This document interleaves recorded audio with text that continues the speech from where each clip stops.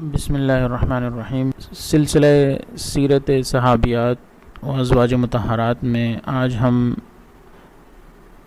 جس شخصیت کی سیرت پڑھنے جا رہے ہیں وہ ہیں ام المؤمنین حضرت عائشہ رضی اللہ تعالی عنہ۔ حضرت عائشہ رضی اللہ تعالی عنہ کی عمر 67 سال تھی اور ان کی زندگی کے 3 حصے ہیں۔ 9 سال حضور اقدس صلی اللہ علیہ وسلم سے نکاح کے بعد رخصتی سے پہلے حضور اقدس صلی اللہ علیہ وسلم کے گھر رخصتی ہو کر آئیں۔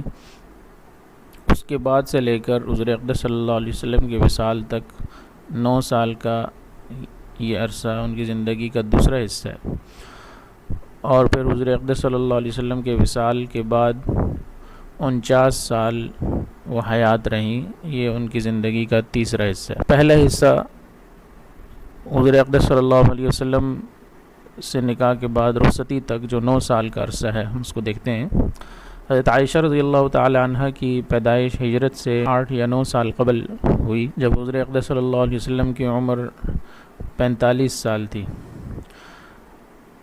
یعنی آپ صلی اللہ علیہ وسلم سے 45 سال چھوٹی تھیں۔ نام عائشہ خطاب ام المؤمنین تھا، لقب مختلف تھے، صدیقہ، اسی طرح حمیرہ، حضور اقدس صلی اللہ علیہ وسلم ان کو فرمایا کرتے تھے۔ حبیبۃ الرسول بھی ان کا لقب تھا، یعنی رسول اللہ صلی اللہ علیہ وسلم کی محبوب زوجہ۔ کنیت ان کی ام عبداللہ تھی۔ ویسے تو کنیت اولاد کی نسبت سے ہوتی ہے اور حضرت عائشہ کی کوئی اولاد نہیں تھی، لیکن انہوں نے جب حضور اقدس صلی اللہ علیہ وسلم سے اس کا ذکر کیا تو آپ نے فرمایا کہ عبداللہ کے نام پر کنیت رکھ لو، کیونکہ عبداللہ ان کے بھانجے تھے، حضرت اسماء کے بیٹے عبداللہ ابن زبیر، ان کو انہوں نے اپنا بیٹا بنایا ہوا تھا، تو ان کے نام پر پھر انہوں نے اپنی کنیت رکھ لی ام عبداللہ۔ والد کا نام حضرت ابوبکر صدیق رضی اللہ تعالیٰ عنہ، والدہ کا نام ام رومان۔ یہ ام رومان حضرت ابوبکر صدیق رضی اللہ تعالیٰ عنہ کے نکاح میں آنے سے پہلے عبداللہ بن حارث سے ان کا نکاح ہوا تھا، اور ان سے ایک بیٹا تھا طفیل بن عبداللہ کا غلام تھا عامر بن فہیرہ۔ یہ جو عامر بن فہیرہ تھے یہ شروع میں مسلمان ہو گئے تھے، ان کو حضرت ابوبکر صدیق رضی اللہ تعالیٰ عنہ نے خرید کر آزاد کر دیا تھا۔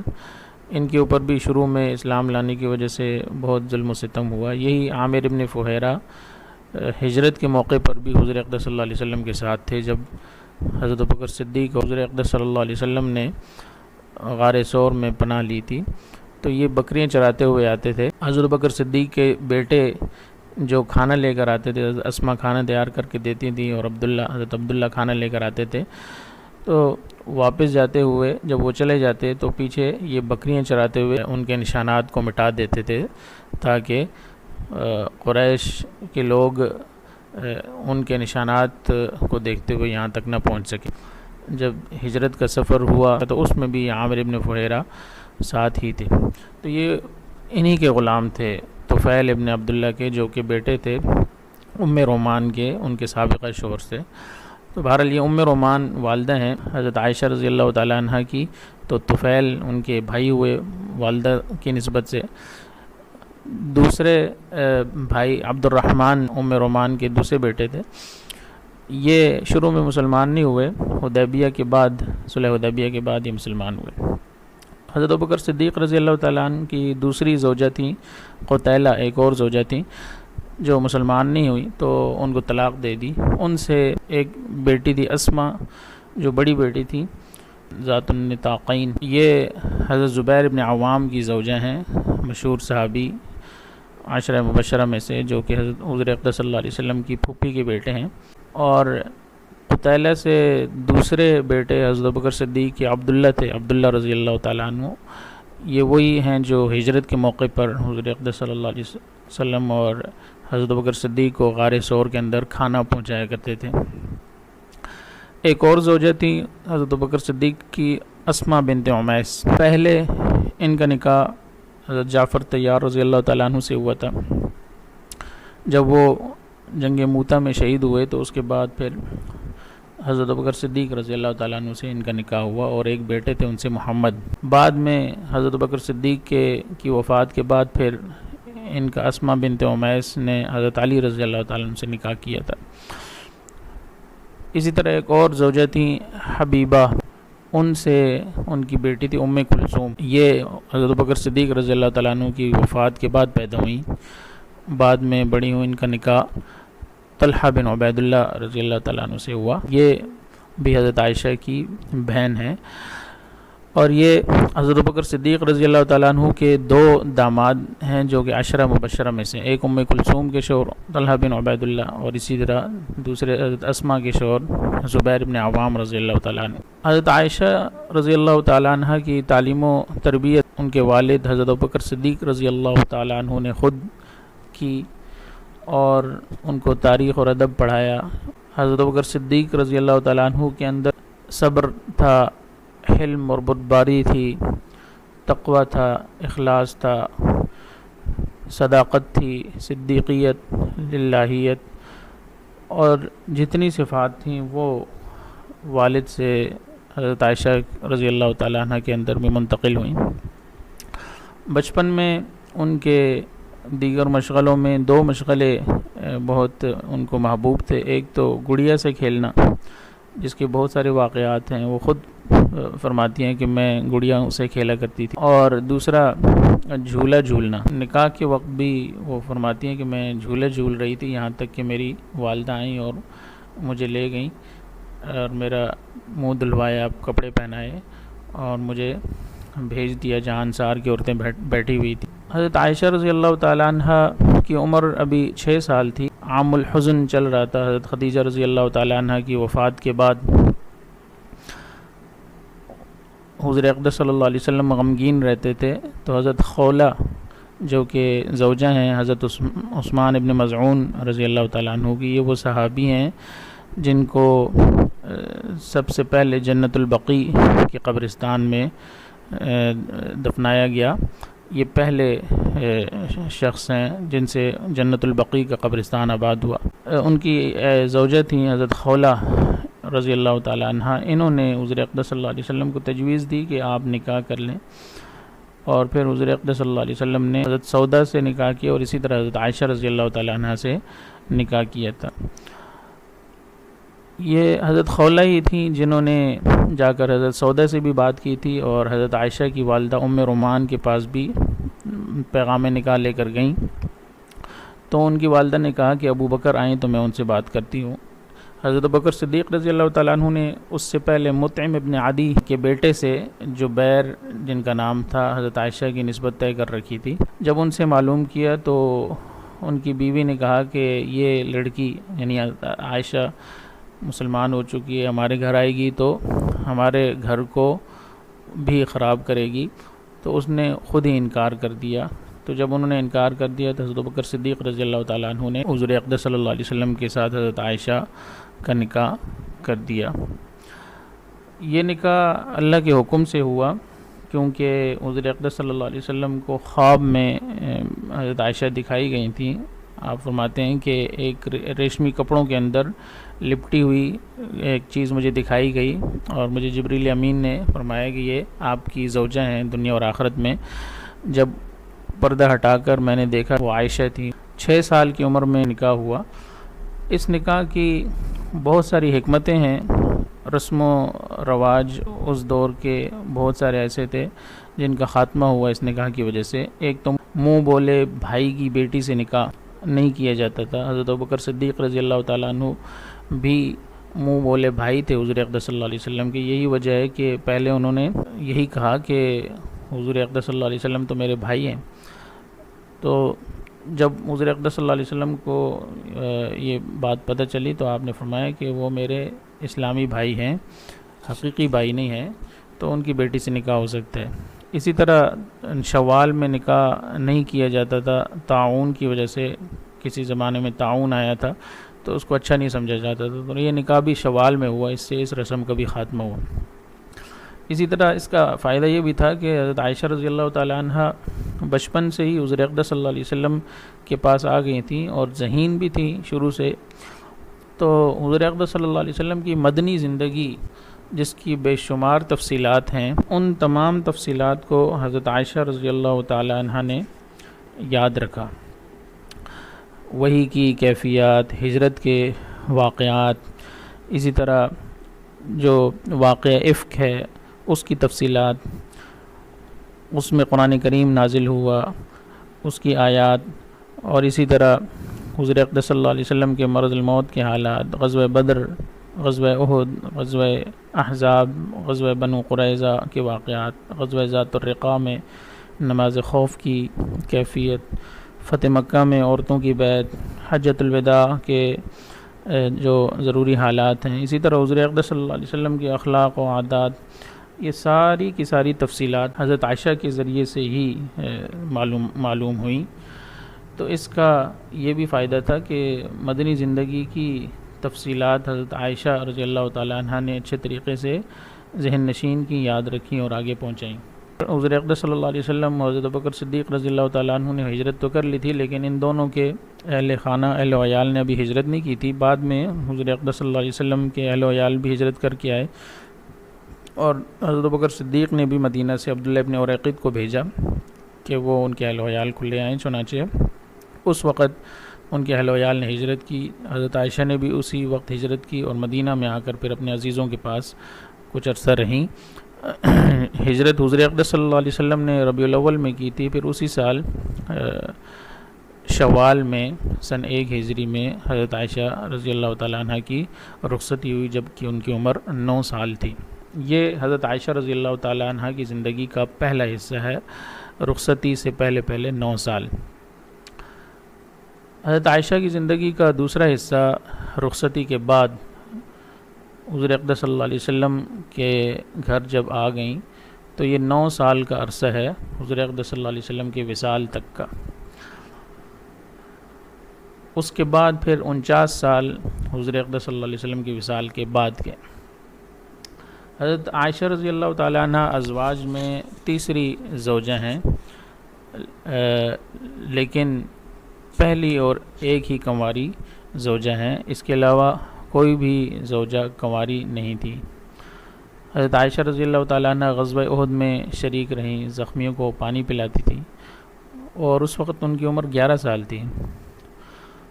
غزوہ مریسی بن المستلق کے واپسی پر ایک واقعہ پیش آیا جس کو واقعہ افک کہا جاتا ہے۔ اس میں حضرت عائشہ رضی اللہ تعالیٰ عنہ کے حق میں قرآن کریم کی آیات نازل ہوئیں۔ واپسی پر واقعہ یہ پیش آیا کہ ایک جگہ قافلے نے پڑاؤ ڈالا، حضرت عائشہ ضرورت کے لیے گئیں، واپس آئیں تو ان کو خیال آیا کہ میرا ہار نہیں ہے جو ان کی بڑی بہن حضرت اسماء نے ان کو دیا تھا۔ تو انہوں نے سوچا کہ ابھی قافلہ موجود ہے، میں اتنی دیر میں ہار تلاش کر کے واپس آ جاؤں گی۔ گئیں ہار تلاش کرنے، واپس آئیں تو قافلہ جا چکا تھا۔ چونکہ پردے کا حکم نازل ہو چکا تھا، تو حضرت عائشہ جس اونٹ پر سوار ہوتی تھیں وہ ایک اونٹ کے اوپر ہودج رکھا ہوتا تھا جس کے اندر وہ بیٹھتی تھیں۔ تو ہودج رکھنے والوں نے یہ سمجھ کر کہ حضرت عائشہ اندر موجود ہیں، انہوں نے اونٹ کے اوپر رکھ دیا اور اسی طرح قافلہ چل پڑا۔ اس وقت ان کی عمر 14 یا 15 سال تھی۔ ہودج رکھنے والوں کو اندازہ نہ ہوا کہ حضرت عائشہ اندر موجود نہیں ہے۔ چنانچہ جب یہ وہاں پہنچی تو قافلہ موجود نہیں تھا، تو یہ سمجھدار تھیں، وہیں بیٹھ گئیں کہ کوئی نہ کوئی تلاش کرتا ہوا آئے گا، بجائے اس کے کہ میں خود قافلے کو تلاش کرتی ہوئی گم ہو جاؤں۔ ایک صحابی تھے صفوان ابن معطل، ان کو مقرر کیا گیا تھا کہ یہ قافلے کے پیچھے چلتے ہوئے آئیں تاکہ جہاں جہاں قافلہ پڑاؤ ڈالتا ہے تو ادھر اگر کسی کی کوئی چیز گری پڑی رہ جائے تو وہ اٹھا کر لے آئیں۔ جب یہ آئے تو انہوں نے دیکھا حضرت عائشہ رضی اللہ تعالیٰ عنہ کو، تو پہچان گئے، کیونکہ پردے کے حکم نازل ہونے سے پہلے یہ انہوں نے ان کو دیکھا ہوا تھا۔ تو انہوں نے انا للہ و انا الیہ راجعون پڑھا اور کوئی بات نہیں کی۔ حضرت عائشہ کی آنکھ کھولی، انہوں نے فوراً پردہ کیا، انہوں نے اپنا اونٹ آگے کیا، چنانچہ حضرت عائشہ اس کے اوپر سوار ہوئیں اور یہ جلدی سے اس کو لے کر قافلے تک پہنچے، یہاں تک کہ قافلے کے ساتھ مل گئے۔ جب وہاں پہنچے تو منافقین اور ان کے سردار عبداللہ ابن ابی نے حضرت عائشہ کے اوپر تہمت لگا دی، الزام لگا دیا۔ حضرت عائشہ فرماتی ہیں کہ مجھے اس وقت اس بات کا علم نہیں تھا۔ جب مدینہ پہنچے حضرت عائشہ 1 ماہ تک بیمار رہیں۔ حضور اقدس صلی اللہ علیہ وسلم معمول سے ہٹ کر پہلے آپ براہ راست حال پوچھا کرتے تھے، لیکن اس موقع پر حضور اقدس صلی اللہ علیہ وسلم ان کی والدہ سے ان کا حال احوال معلوم کیا کرتے تھے۔ پھر انہوں نے حضور اقدس صلی اللہ علیہ وسلم سے اجازت مانگی کہ میں اپنی والدہ کے گھر جانا چاہتی ہوں، چنانچہ وہ اپنی والدہ کے گھر چلی گئیں۔ وہاں ایک عورت کے ساتھ جب رات کے وقت قضاء حاجت کے لیے باہر نکلیں تو ان کو معلوم ہوا کہ ان کے اوپر تو بہت بڑا الزام لگ چکا ہے۔ تو اس وقت گویا ان کے پاؤں کے نیچے سے زمین نکل گئی اور گھر آ کر رو رو کر انہوں نے برا حال کر دیا۔ 1 ماہ بعد حضور اقدس صلی اللہ علیہ وسلم تشریف لائے اور آیات نازل ہوئی حضرت عائشہ کی برات سے متعلق، اور قرآن کریم میں کہ یہ جو کچھ باتیں کی جا رہی ہیں یہ سب پروپیگنڈا ہے اور یہ تہمت لگائی گئی ہے۔ تو حضرت عائشہ کی پاک دامنی کو قرآن کریم نے ثابت کیا، آسمانوں سے ان کی پاک دامنی نازل ہوئی۔ تو یہ جو واقعہ ہے یہ غزوہ بنی المصطلق سے واپسی پر پیش آیا تھا۔ یہ بھی ان کی خصوصیت ہے کہ ان کے حق میں قرآن کریم کی آیات نازل ہوئیں ان کی برات سے متعلق۔ ایک اور غزوہ میں غالباً یہ اس کے بعد ہی پیش آیا ہوگا، ہار گم ہونے کا واقعہ دوبارہ بھی پیش آیا تھا۔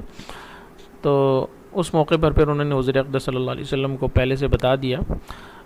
تو حضور اقدس صلی اللہ علیہ وسلم نے قافلے کو روک دیا اور ہار کی تلاش شروع ہوئی۔ اللہ تعالیٰ کی طرف سے تیمم کا حکم نازل ہوا اس موقع پر کہ اگر پانی نہ ملے تو پھر تیمم کیا جائے۔ ایک صحابی نے فرمایا اے آل ابو بکر، یہ تمہاری کوئی پہلی برکت نہیں ہے، یعنی انہی کی برکت سے ایک اور تیمم کا حکم بھی نازل ہوا جس میں مسلمانوں کو آسانی ہوئی۔ ایک اور واقعہ ایلا اور تخیر کا ہے۔ ایک مرتبہ حضور اقدس صلی اللہ علیہ وسلم تشریف فرماتے، ارد گرد ازواج مطہرات تھیں، حضرت ابوبکر صدیق اور حضرت عمر فاروق تشریف لائے۔ تو دیکھا کہ ازواج مطہرات مطالبہ کر رہی ہیں کہ ان کے نفقے میں کچھ اضافہ کیا جائے، کیونکہ اب حالات کچھ اچھے ہو گئے تھے، مالی حالات۔ حضور اقدس صلی اللہ علیہ وسلم اس سے پریشان تھے، تو ان حضرات نے سوچا کہ اپنی بیٹیوں کو کم از کم یہ تنبیہ کریں گے، حضرت بکر صدیق، حضرت عائشہ کو اور حضرت عمر فاروق، حضرت حفصہ کو۔ تو ان کی بیٹیوں نے تو بعد میں خود ہی دستبردار ہو گئیں۔ انہوں نے کہا کہ ہم حضور اقدس صلی اللہ علیہ وسلم سے نفقے کے اضافے کا مطالبہ نہیں کرتے۔ البتہ بقیہ ازواج مطہرات کا مطالبہ تھا۔ حضور اقدس صلی اللہ علیہ وسلم اس پریشانی میں اٹھے اور بالا خانے میں تشریف لے گئے اور عہد کیا کہ 1 ماہ تک ازواج مطہرات کے پاس نہیں جائیں گے۔ تو 1 ماہ جب مکمل ہوا، آیات نازل ہوئیں، یا ایھا النبی قل لازواجک، یہ آیات تھیں جس میں تخییر یعنی اختیار دیا گیا ازواج مطہرات کو، چاہیں تو نبی کے ساتھ رہیں اور چاہیں تو الگ ہو جائیں، حضور اقدس صلی اللہ علیہ وسلم ان کو الگ کر دیں گے۔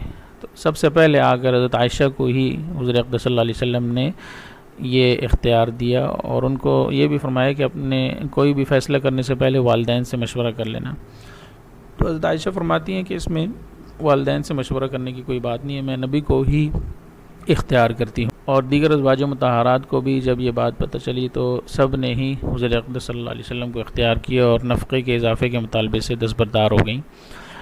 ان آیات میں اللہ تعالیٰ نے فرمایا یا ایھا النبی قل لازواجک ان کنتن تردن الحیاۃ الدنیا وزینتها فتعالین امتعکن واسرحکن سراحا جمیلا۔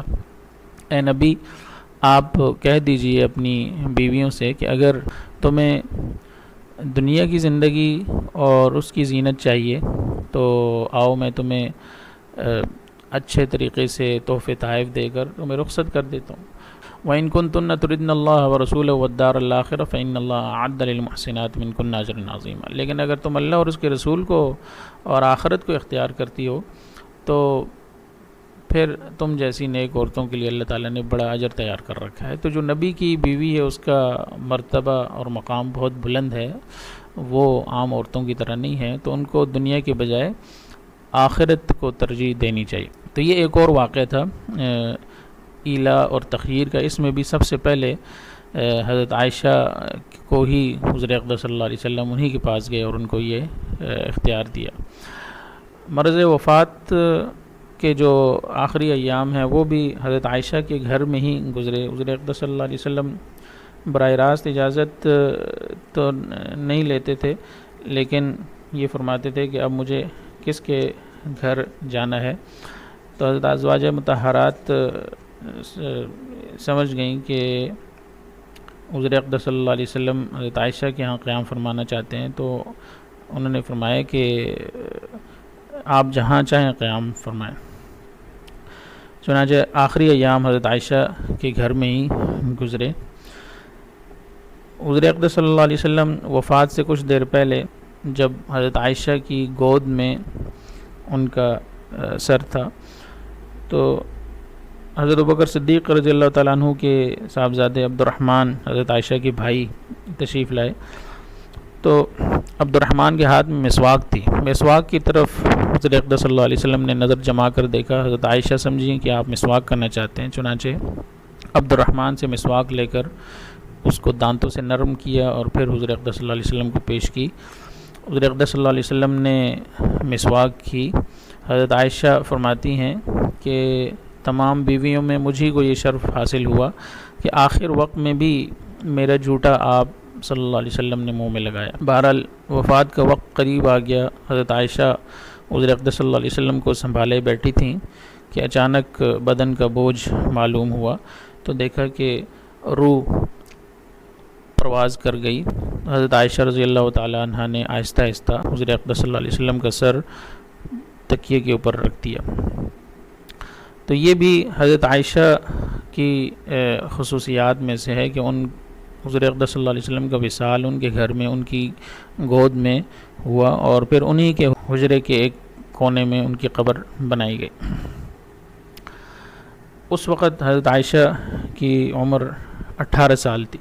یہ حضرت عائشہ رضی اللہ تعالی عنہ کی زندگی کا دوسرا دور تھا، 9 سالہ دور، یعنی رخصتی کے بعد حضور اقدس صلی اللہ علیہ وسلم کے گھر آنے سے لے کر حضور اقدس صلی اللہ علیہ وسلم کے وصال تک کا 9 سالہ عرصہ۔ حضرت عائشہ رضی اللہ تعالی عنہ کی زندگی کا تیسرا حصہ حضور اقدس صلی اللہ علیہ وسلم کے وصال کے بعد سے لے کر خود ان کے انتقال تک، یہ 49 سالہ دور ہے جو ان کی زندگی کا تیسرا حصہ ہے۔ حضور اقدس صلی اللہ علیہ وسلم کے وصال کے بعد 2 سال ان کے والد حضرت ابوبکر صدیق رضی اللہ تعالیٰ عنہ خلیفۃ المسلمین رہے۔ جب ان کا انتقال ہوا تو ان کی قبر بھی حضرت عائشہ کے حجرے میں ہی بنی، حضور اقدس صلی اللہ علیہ وسلم کی قبر مبارک کے ساتھ۔ اس وقت حضرت عائشہ کی عمر 20 سال تھی۔ 10 سال بعد حضرت عمر رضی اللہ تعالیٰ عنہ کی شہادت ہوتی ہے، تو ان کی قبر بھی حضرت عائشہ کے حجرے میں ہی بنتی ہے، اور یہ تیسری قبر ہوتی ہے۔ اس وقت حضرت عائشہ کی عمر 30 سال تھی، اور اس کے بعد پھر اس حجرے کو دیوار لگا کر بند کر دیا جاتا ہے۔ اس کے بعد حضرت عثمان رضی اللہ تعالیٰ عنہ کا 12 سالہ دور ہے، ان کی شہادت ہوتی ہے۔ اس وقت حضرت عائشہ کی عمر 42 سال ہو جاتی ہے۔ پھر حضرت علی رضی اللہ تعالیٰ عنہ کا دور آتا ہے، اور ان سے حضرت عثمان کے قاتلین کے قصاص کے حوالے سے اختلاف ہوتا ہے، اور جنگ ہوتی ہے جس کو جنگ جمل کہا جاتا ہے، چونکہ جمل اونٹ کو کہا جاتا ہے۔ حضرت عائشہ رضی اللہ تعالیٰ عنہ اونٹ پر سوار ہو کر آئی تھیں، تو اس وجہ سے اس کو جنگ جمل کہا جاتا ہے۔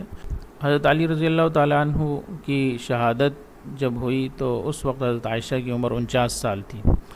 اس کے بعد حضرت معاویہ رضی اللہ تعالیٰ عنہ کے دور میں بھی 18 سال وہ حیات رہیں۔ حضرت معاویہ کے دور کے آخر میں 58 ہجری میں 67 سال کی عمر میں حضرت عائشہ رضی اللہ تعالیٰ عنہ کا انتقال ہوا۔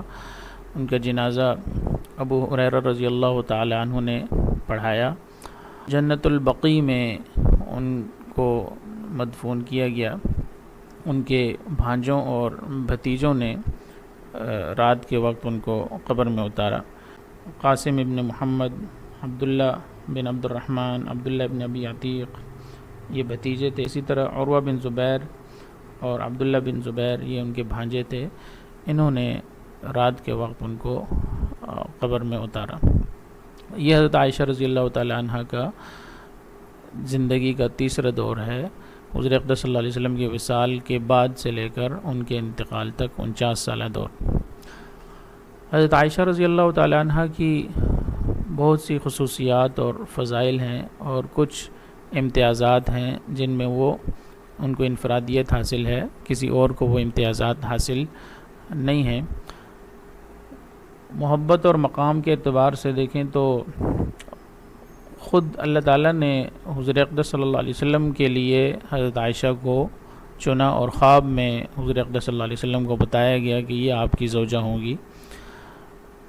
حضور اقدس صلی اللہ علیہ وسلم کو تمام ازواج میں سب سے زیادہ محبوب زوجہ تھیں، اور جبریل امین نے ان کو سلام بھیجا۔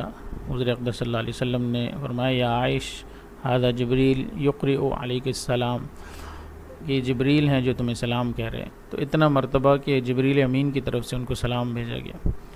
عبادت اور زہد کا یہ حال تھا کہ کثرت سے روزے رکھتی تھیں، یہاں تک کہ کمزور ہو جاتی، بہت زیادہ عبادت گزار، تہجد گزار، نوافل، چاشت کے نوافل ہمیشہ پڑھا کرتی تھی، یہاں تک کہ وہ فرماتی تھی کہ اگر میرے والد بھی قبر سے اٹھ کر آ کر مجھے منع کریں تب بھی میں نہیں چھوڑوں گی۔ حضور اقدس صلی اللہ علیہ وسلم کے ساتھ راتوں کو اٹھ کر تہجد کی نماز ادا کرنے کا معمول تھا، تو یہ اس کی ہمیشہ پابند رہیں، اپنے وفات تک تہجد کی نماز جو ہے تو وہ پابندی سے پڑھا کرتی تھی۔ رمضان میں تراویح کا خاص طور پر اہتمام کرتی تھیں، اور ہر سال حج کے فریضے کی ادائیگی کے لیے بھی جایا کرتی تھی۔